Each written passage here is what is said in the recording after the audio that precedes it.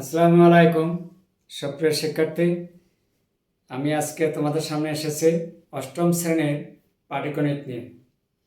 আজকে আমি তোমাদের সামনে আলোচনা করব অধ্যায় 3 থেকে গুরুত্বপূর্ণ একটি প্রশ্ন নিয়ে। আমি জানি এই অধ্যায়টি তোমাদের অনেকের কাছে কঠিন লাগে, কিন্তু কোনো প্রকার কঠিন নয়, সমস্যা নয়। আমরা খুব সহজভাবে আজকে যে প্রশ্নটা আমি তোমাদের সামনে সলিউশন করে দেখাবো তা অত্যন্ত সহজভাবে শিখব। যদি তোমরা ভিডিওটা শুরু থেকে শেষ পর্যন্ত দেখো এবং আমার সাথে থাকো, তাহলে তোমাদের বুঝতে কোনো প্রকার অসুবিধা হবে না। আর এখানে যে প্রশ্নটি আছে, এই প্রশ্নটি সলিউশন করার আগে যা জানতে হবে সেটা অবশ্যই আমাদেরকে তার আগে ক্লিয়ার করে নিতে হবে। এখানে দেওয়া আছে প্রশ্নে 1 ইঞ্চি সমান আছে 2.54 সেন্টিমিটার এবং 1 একর হচ্ছে 4840 বর্গ গজ। এগুলো কিন্তু তোমাদেরকে মনে রাখতে হবে সব সময়, তাহলে তোমাদের অঙ্ক বুঝতে সুবিধা হবে। এখন প্রশ্ন এখানে চাওয়া হয়েছে 1 একরে কত বর্গ মিটার। আমরা এমনিতে জানি যে 1 একরে হচ্ছে 4046.86 বর্গ মিটার, কিন্তু সেটা আমাদেরকে এখানে সুন্দরভাবে একটা ধারাবাহিকতার মাধ্যমে নিয়ে আসতে হবে। তাহলে চলুন আমরা একটু শুরু করি। প্রথমে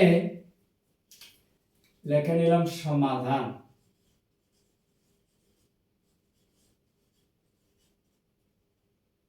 সমাধান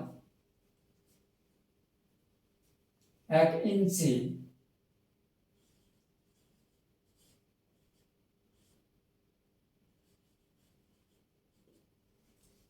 দেওয়া আছে 2.54 সেন্টিমিটার।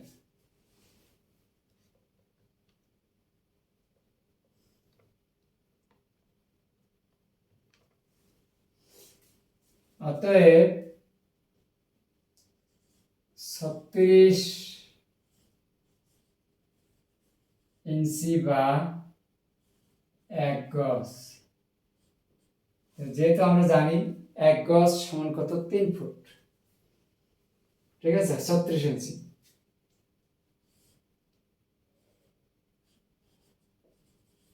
যা জানতে হবে, 1 গজ হচ্ছে 36 ইঞ্চি। ঠিক আছে, এটা তোমাদেরকে অবশ্যই জানতে হবে। তাহলে সেই ক্ষেত্রে আমরা এখানে 2.54 গুণ 36 দ্বারা গুণ করলাম, তাহলে সেন্টিমিটার। ঠিক আছে, তাহলে এখন এই দুটা অংশ গুণ করলে আমরা এখানে কত পাবো একটু গুণ করে নেই, তোমরাও ক্যালকুলেটরতে গুণ করে নেবা। তাহলে এখানে 2.54 গুণ 36, 91.44 সেন্টিমিটার।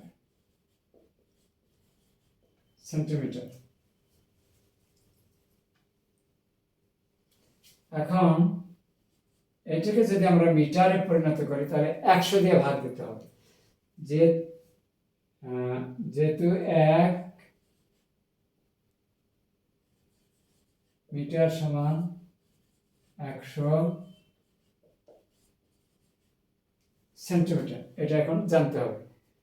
তাহলে এখন যদি আমরা 91.44 ভাগ কত 100, এখন কিন্তু মিটার হয়ে গেল। তো এখানে ভাগ করলে আমরা কত পাবো, তাহলে ভাগ 100। যদি তোমরা মুখে মুখে না পড়ো, ক্যালকুলেটর দিয়ে হিসাব করে নেবা।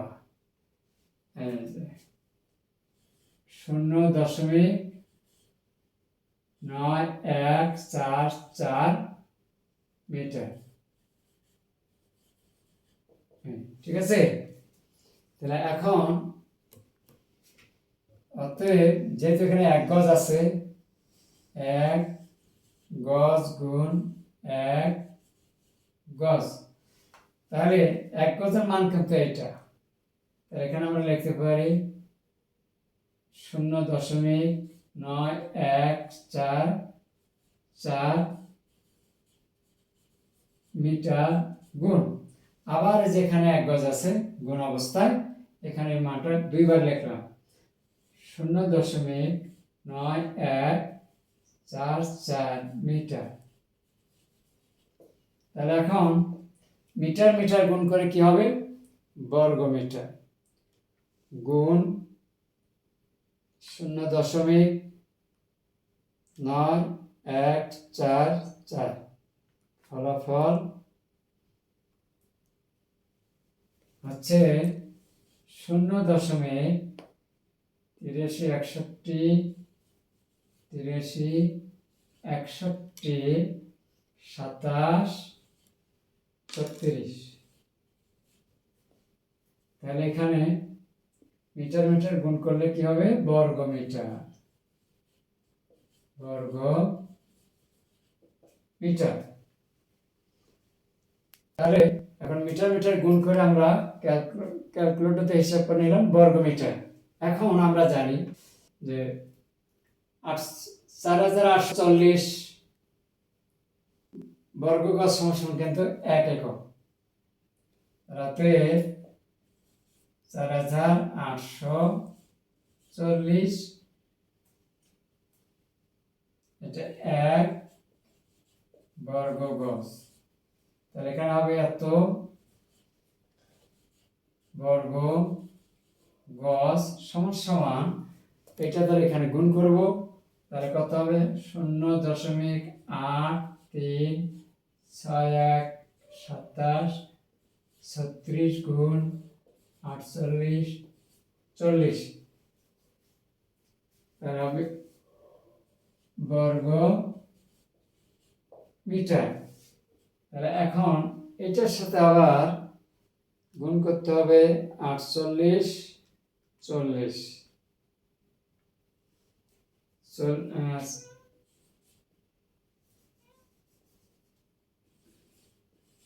4046.85 এত বর্গ মিটার।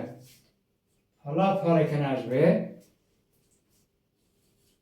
40.86 বর্গ মিটার। যেহেতু আমরা এখানে একটা হিসেব নিয়েছি, আমাদের এখানে 0.856422 ছিল। তাহলে এখন আমরা দশমিকের উপরে দুইটা ডিজিট নিব, নেওয়ার পরে পরে যেটা আছে 3 নম্বর ডিজিটটা বাদ দিয়ে ওখান থেকে 1 যোগ করবো। এখানে যেহেতু তৃতীয় ডিজিটে এখান থেকে বাদ দেব, তাহলে বাদ দিয়ে 1 নিতে পারবো কখন, যখন এখান থেকে 5 থেকে 9 পর্যন্ত ডিজিটটা থাকবে। তাহলে এই অংশটা বাদ গেলে এখান থেকে 1 যোগ করে 5-এর সাথে নেব, এই একটা 5-এর সাথে যোগ করে নেব, তাহলে এখানে 6 একক। তখন কিন্তু আমরা এখানে একটা প্রায় লিখতে হবে। ঠিক আছে, তোমরা বুঝছো তো? যেহেতু আমি আবার বলছি, এই পর্যন্ত এই সংখ্যাটা বাদ দিলে এখান থেকে 1 যোগ হবে, তার পূর্বের ডিজিটের সাথে 1 যোগ হবে, এর বেশি কিন্তু যোগ হবে না।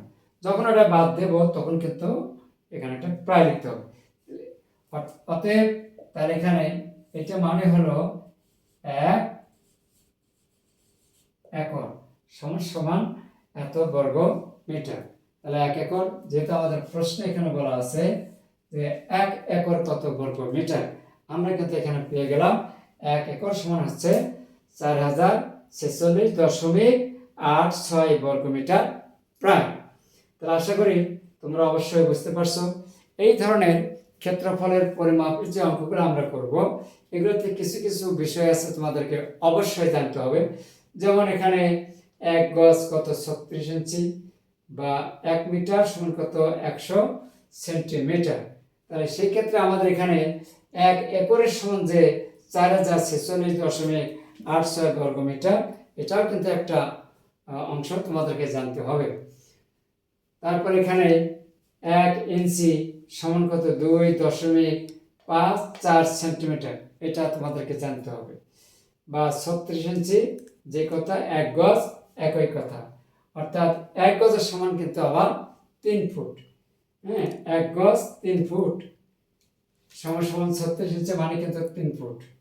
1 গজ আমি দিয়ে দেই যে 3